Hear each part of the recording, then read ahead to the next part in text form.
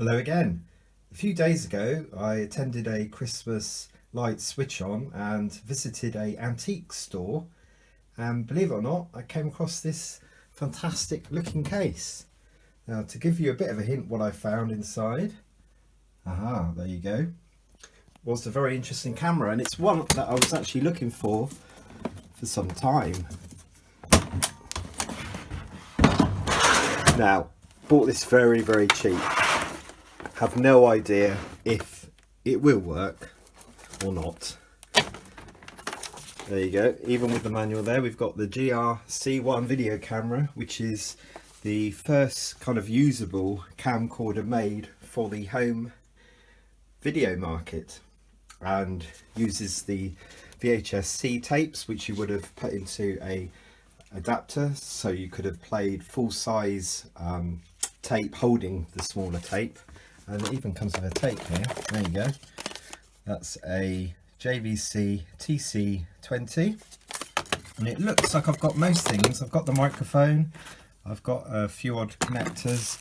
Now, I did have a few loose screws and things which I've put into this bag, and I don't know where they've come from. I don't know if they've come out the camera or if they've come from an accessory maybe. So let's just have a quick look. The other interesting thing is this camera has got the American style plug on the end for the adapter.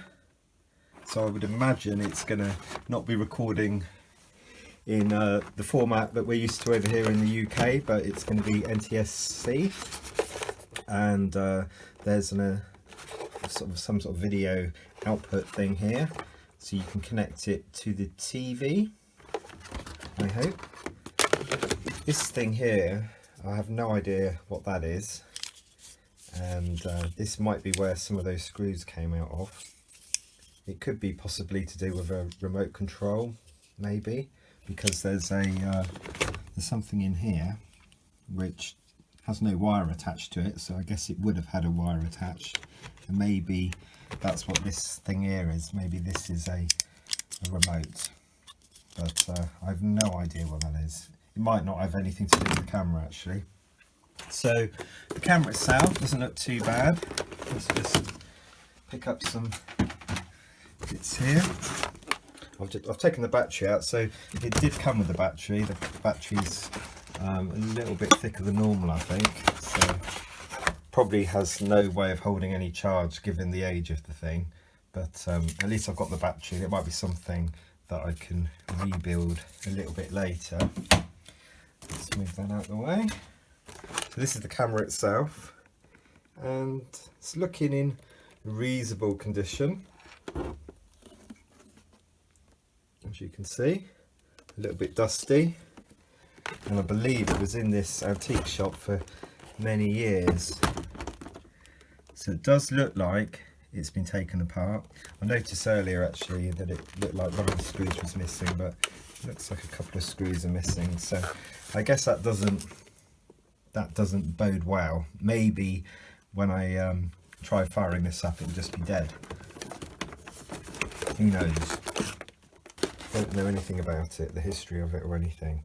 But when I tell you that I paid £5 for this, then I don't think I'm going to lose much money on it, and I can certainly probably sell some of these other bits separately.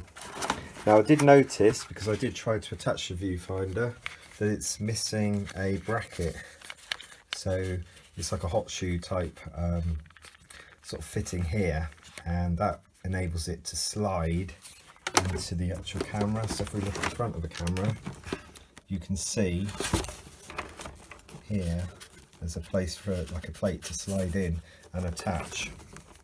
So unfortunately I'm going to have to fashion something, maybe out of plastic, that will fit in there, or even maybe use Velcro. Possibly Velcro would hold it in place, but not been tested at all, so it's something that's just been bought and something I'm going to be looking at in a later video. So if you'd like me to do another video showing my progress with this camera, then let me know in the comments, and in the meantime, back to the future.